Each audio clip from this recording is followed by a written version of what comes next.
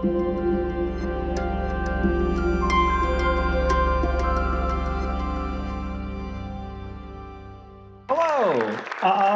Thank you for coming to my talk.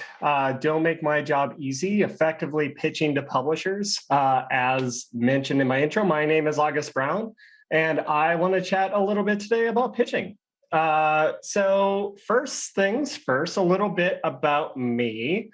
I have been in the industry for about 12 years, but the vast majority of that has been working in indie publishing.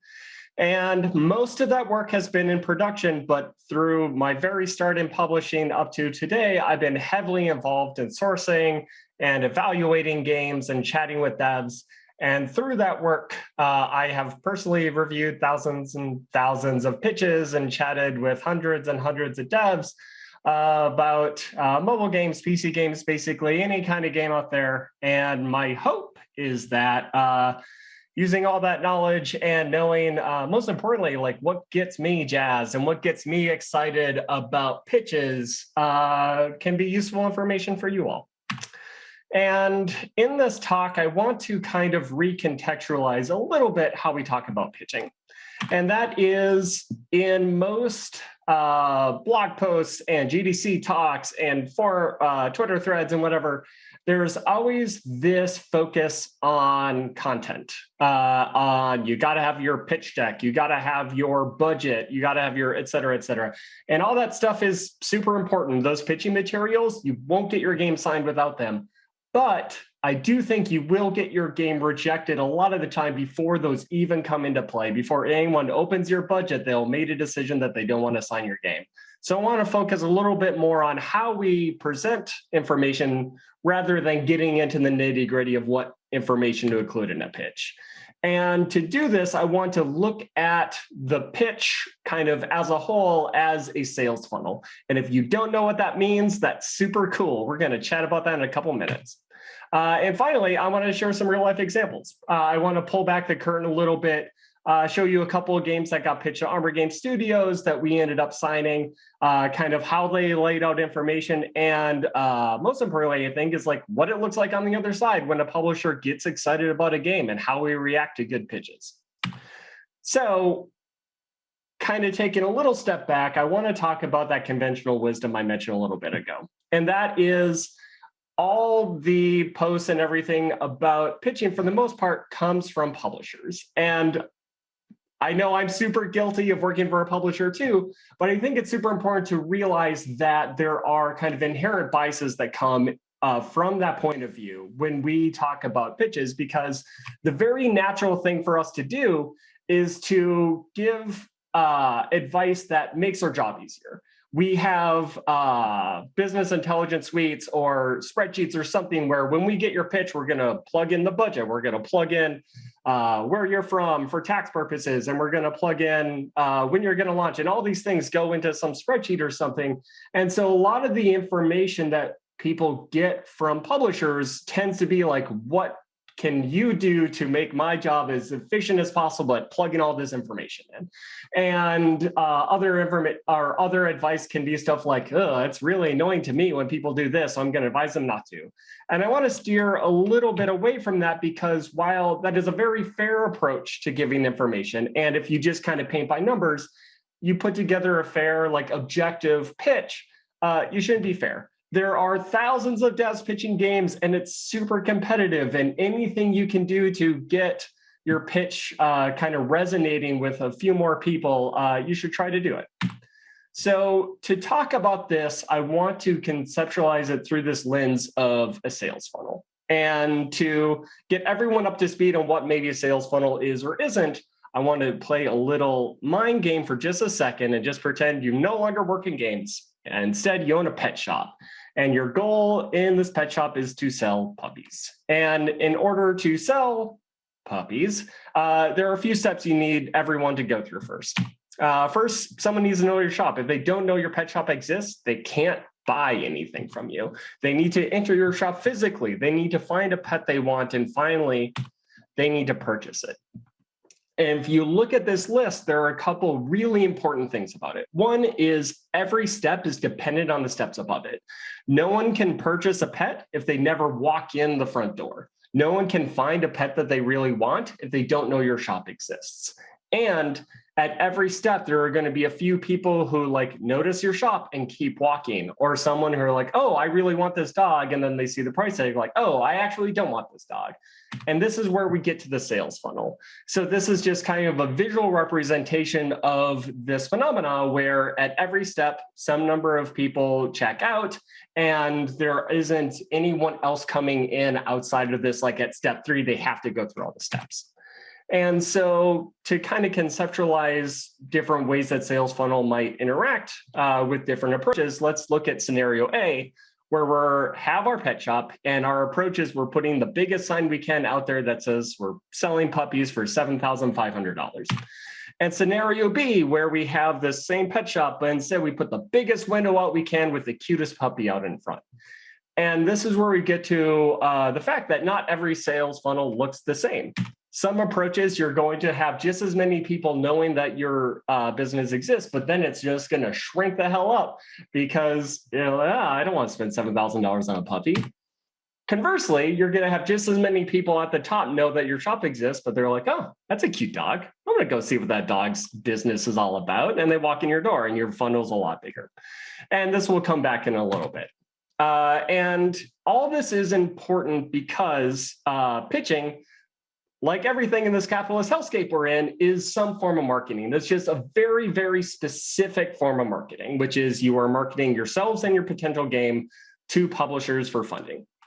And in doing that, it kind of follows these same steps where the publisher will receive your pitch, they'll play your demo, they'll distribute the game to the team for evaluation. They might take a few meetings internally or with you as the dev to kind of see what your business is and ask some questions. They might run some projections on the game. And finally, they might send you a publishing offer. But it's actually incredibly more granular than that. Even if you look at just that first step of receiving the pitch, and in this example, I'm talking about email pitches where you might email a pitch deck to a publisher. Just for simplicity, all of the examples will be assuming that, but this applies to a meeting you might take or sending out a meeting invite or anything in between. All of this logic still applies. So in receiving the pitch deck, the first thing they're going to do is look at the email subject and make some snap decision of what they think about that game's description in that subject. And then they're going to scan the email for visual elements. And then they might, if they like what they see, click on a video and then scan to a random spot in that video and watch for a few seconds, see if they like what they see. And they might look at some email text. And then finally, they might open your pitch deck and scan that to see if anything jumps out at them.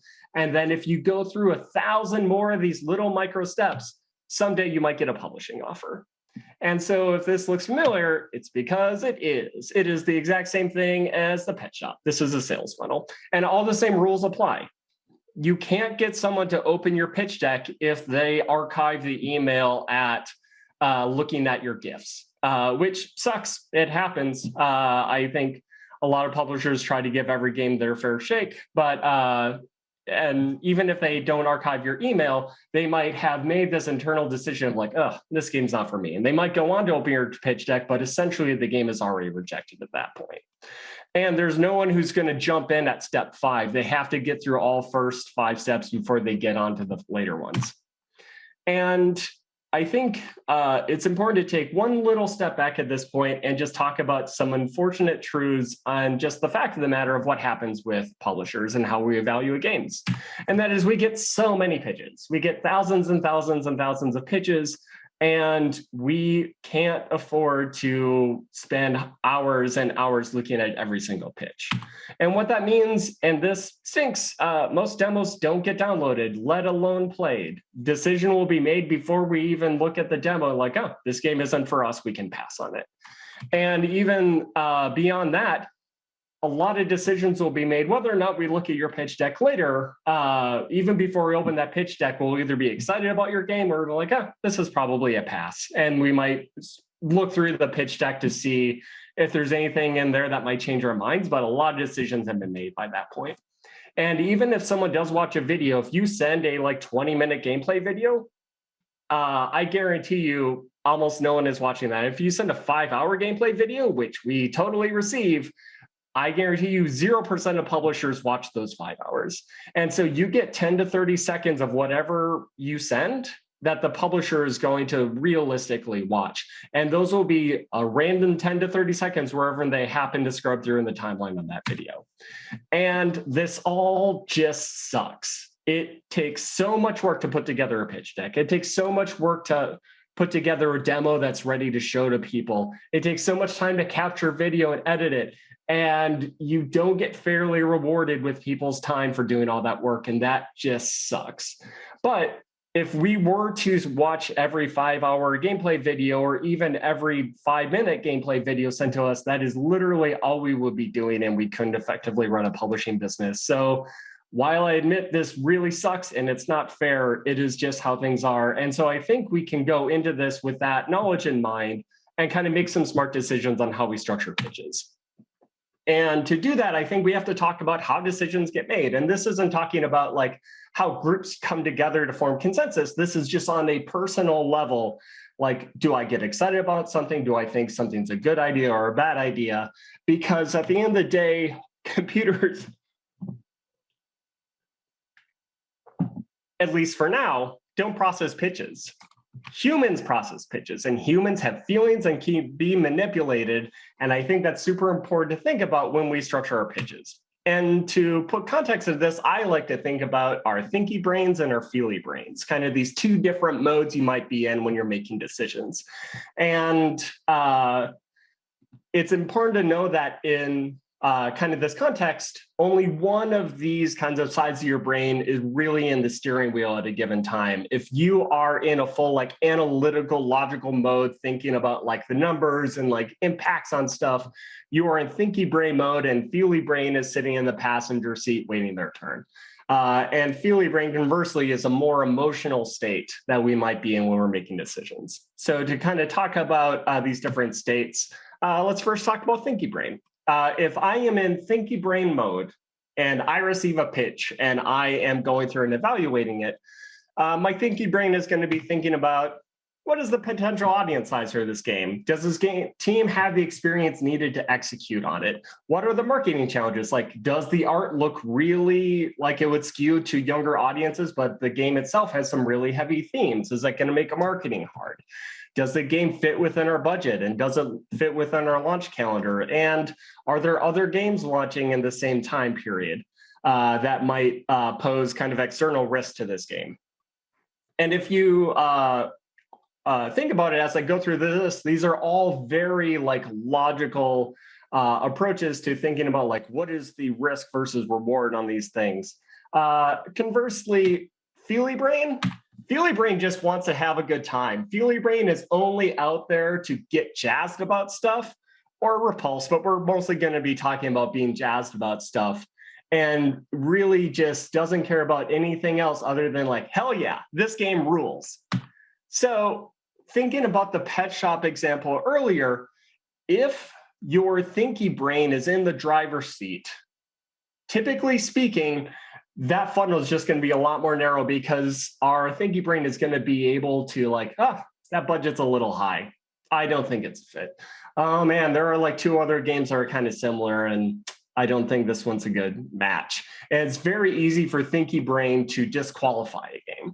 Conversely, feely brain just gets excited, and it's easy for feely brain kind of at that point to let kind of your heart lead the decision-making process, and like, oh man, budget's a little high, doesn't matter, this game rules, I want to work on it.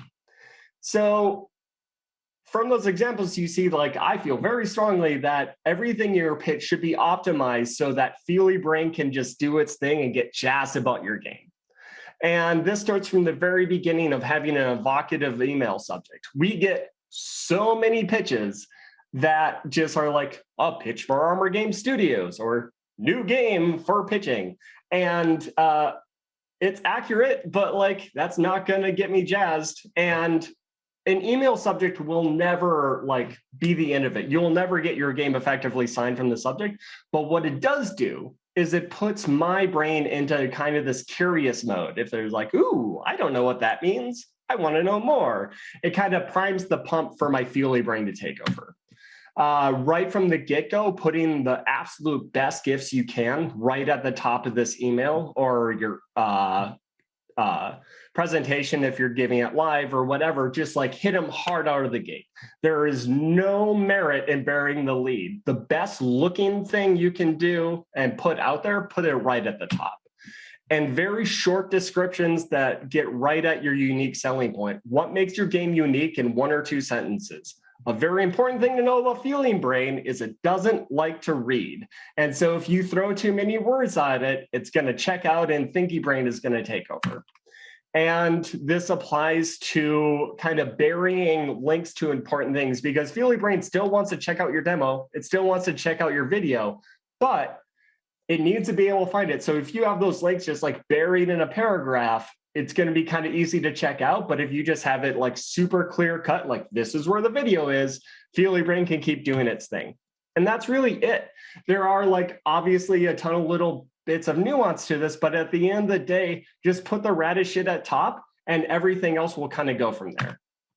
And so kind of as I mentioned before, the really important way or reason why I think we need to think about it this way is that while your Feely Brain is at the wheel, your deck and your demo and all your other materials don't have to do as much heavy lifting. If Thinky-Brain were at the wheel, they would have to do all the lifting of like, yep, this budget makes monetary sense, and this is a reasonable timeline for this game to be executed on. But there's just a little more grace when your Feely Brain is driving. And finally, and I think this is so important, is your pitch. The goal shouldn't be to get your game signed because that doesn't happen. No one just like sees a pitch and like sends you a check. What happens is we need to go through like different negotiations and different whatever, and like it's way down the line. What your pitch should do is get one person at the publisher super jazzed about your game and want to champion it and be excited about it. And so as I mentioned at the top, to kind of look over how this happens, we're going to look at a couple case studies of real games that Armor Game Studio signed, how they organize their pitches, and a little bit of reactions from our private Slack. So the first game I want to chat about is the Tartarus. It's a super rad game coming out later this summer. Jumping right out of the gates, its email subject was nothing that is going to set the world on fire, admittedly, but it wasn't, this is a pitch for Armor Game Studios, and there was evocative. I don't know what a horror mystery game really means. That sounds kind of interesting. PS1 style. I've seen some games that kind of do that, but that sounds kind of neat. I'll check this out. It puts me in that curious mode. And then the body has this really short and sweet little description about the game. And then they just hit us with this GIF, which is this room that's beautifully rendered in this PS1 style with all these demonic runes everywhere and blood splattered on the walls and floor, and the main character talking about how fucked up it is. And we'll chat about this in a second, but it just came out of the gates like, this is the game's identity and this is what we're about. And secondly, just as I mentioned previously, it just really clearly laid out like, hey, you want to check out the video or you want to check out the vertical slice? Here's a couple links so you don't have to worry about too much reading. So at 11:37 a.m., the day we received this email, we got the email in. Within the same minute, I pop into Slack in our eval channel and say, hey, this game looks kind of interesting, but it's not really my jam, and I don't think it'll really be our jam, but it looks kind of neat.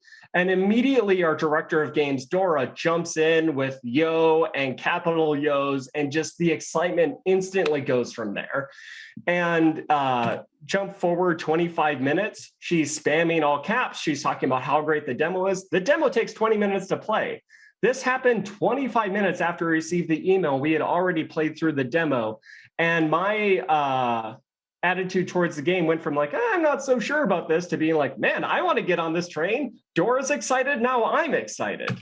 And so things that the Tartarus key did really well is it knew who it was, and it knew that it didn't have to hit with anyone. They could have just showed like a kind of generic hallway in that graphic style and not worried about like all the blood and cursing, but like that's what the game is. And so they would have seen that eventually if they played the demo anyway, so they just hit us with that out of the gate. They front loaded all the really good Feely-Brain stuff, like the GIF and everything, so that we didn't have to worry about thinking about budget before we got excited about the game. And then kind of harkening back to before, it just takes big swings. It knows what the game's identity is, and it knows that somewhere out there will resonate with it, which it did. And secondly, we're going to chat a little bit about a game called Islets.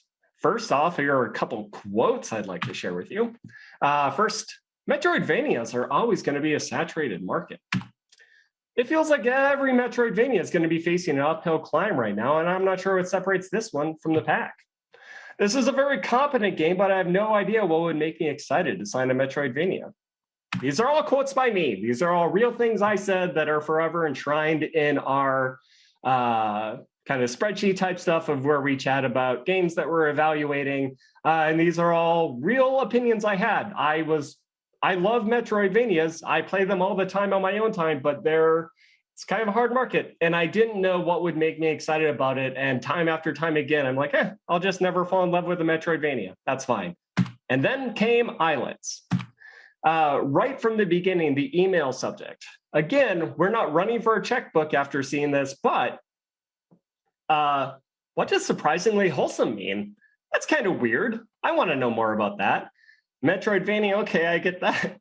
I'm like, what's a puzzle piece map? How does a puzzle piece map work in a Metroidvania? Again, I'm not going to sign the game right now, but I am curious as hell. And then ignoring text or anything else, the email jumped right out of the gates with just two absolutely gorgeous GIFs of this game in this hand-painted kind of Studio Ghibli style with these super cute, evocative characters jumping around this bright, colorful world. And it took me 5 seconds to open this email and see these GIFs and be like, fuck yes, I love this. I want to love this game. And then, as I mentioned, like everything else was just like, here's a cute little quote about the game. And here's like really straightforward links if you want to know more. So for this one at 10:23, we received the email from the developer. In the next minute, I am chatting a lot about this game and talking about how gorgeous and wonderful it looks. 1 minute later, people are trying to change the topic to some other games that we're evaluating, and I won't let them because all I want to do is talk about Islets. And 15 minutes later, we have the Islets emoji in Armor Games Slack. And I will spam that emoji to my coworkers consistently over the next week until they all agree to sign this game. And so that's what building a champion looks like. And I had not looked through the pitch deck all that much at that point. I already knew I loved this game and I was going to fight for it. And so what did Islets do well? It has absolutely gorgeous art. Sorry. And it knew it, and it put it right up front in the email. It had that really evocative subject line that kind of hinted at little interesting questions that I just wanted to be curious about. It had a 60-second trailer, and every second of that trailer was magic. There was no point where I could jump to and like, oh, this looks a little boring or something. No matter where I randomly scroll to in that trailer, that game looked rad as hell. And it didn't try to do too much. It included the budget. It included the demo, which ruled, and included all these things that are necessary for us to eventually make our decision. But it didn't front load those. And honestly, if it didn't include a budget, there is no reality where I would have gotten this excited and be like, oh, you didn't include a budget. I guess we're not going to sign this one. I would have just emailed the dev immediately and demanded that budget because I wanted to work on this game. And enthusiasm is infectious. And this is why it's all so important, is I got so jazzed about this game, and it took a very small amount of time for my coworkers to similarly start spamming our Islets emojis whenever we're talking about games, and it just spread, and then we eventually signed the game. And so in conclusion, a couple of things I want to wrap up with is front load your pitch. don't try to bury the lead. Don't try to be cute. Don't try to be like, this is the final enemy. I don't want to reveal it. If that's the coolest thing in your game, show it right out of the gates. And this doesn't apply just to pitching to publishers. This certainly doesn't apply just to email pitches. This is if you're looking for grants, if you're pitching to different funds, if you're looking to build a Steam page, any kind of marketing, I think this logic all applies. Don't go too broad. Don't say like, I think this aspect of the game, even though it's core to its identity, might turn off some people, so we're going to play it safe.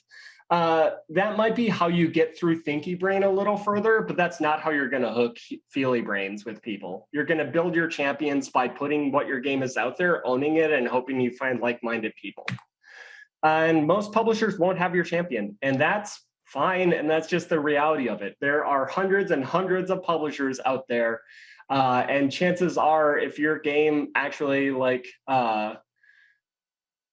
you have kind of that heart in it and you put it out there, there's a good chance there's someone at some publishers just waiting to be your champion. And when you think you have your pitch done, go through point by point and say like, nope, I don't need this sentence to be this long. I don't need this thing to be this long. Feely Brain isn't going to like that. And put the stuff up higher, like, nope, this gives a little juicier. We're going to put that up and we're going to put all these links below.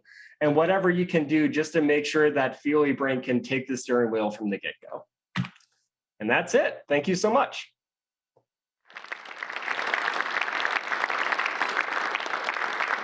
Anybody has any questions? We have time for about 2. Maybe come to the next one. Hello. I really love this talk. A lot of the things you were mentioning was how important it is to get publishers even like into a state of like fast thinking rather than slow thinking. Yep. Is there is there any further reading that one could do to like start, just learning sales, or anything you'd recommend to just, be able to be a better salesman, I guess, is the main thing about this talk. Yeah, I think nothing is jumping to mind too much for me. I don't know. I like paradox of choice kind of gets into this, is talking about like how people make decisions and how people make choices. And that's been kind of fundamental in how I think about this stuff. But besides that, I think you can just search out like marketing more generally rather than searching out specifically information on pitching. Just any information out there and talks on marketing will apply to pitching correctly. Thank you very much. Hi, thanks so much for this talk. I think I speak for everyone when I say that it's just amazing to hear the other side of the table, to understand, how these conversations can happen when you send something out there in the dark. I was curious. Actually, I have 2 questions. I'll try to make them brief. Question 1, do you think that the way of thinking about this diverges greatly from an indie publisher to a larger publisher? And question number 2, if there's a developer out there looking for somewhat of a larger budget, have you seen more kind of indie publishers carrying a title up to a certain level that then gets taken up by a larger publisher? How do you think about that?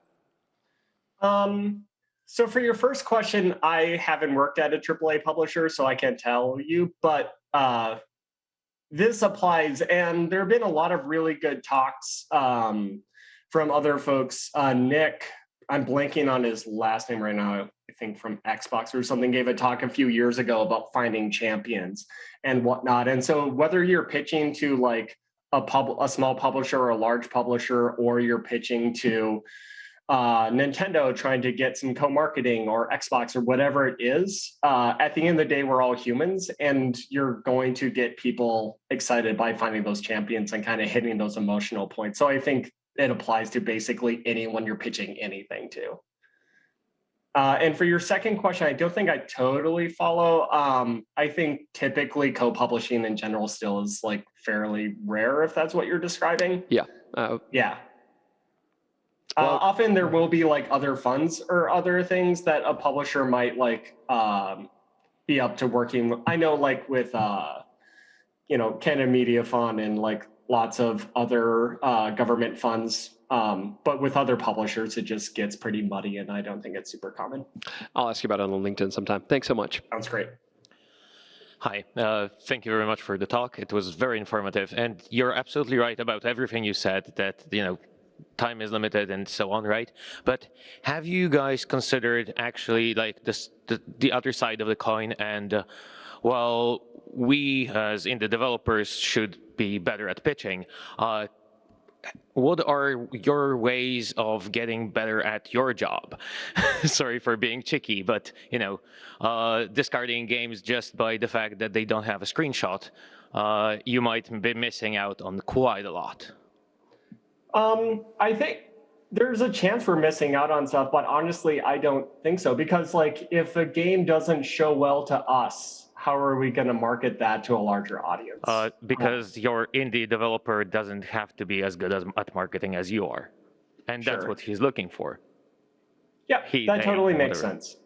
And I think like we look through, at least at Armor Games, I can't speak for everyone, we look through every pitch, and we look through, we don't like just archive emails instantly, and we respond to every single pitch we receive. And I think a lot of publishers are trying to do that. So it's not that it's literally rejected. It's just like you get those 20 seconds or whatever, and it's just, I think, a part of humanity that like either this person is getting excited about your game or they aren't. And if they're not getting excited about their game, it's going to be really hard to get signed. Gotcha. Yeah, thank you.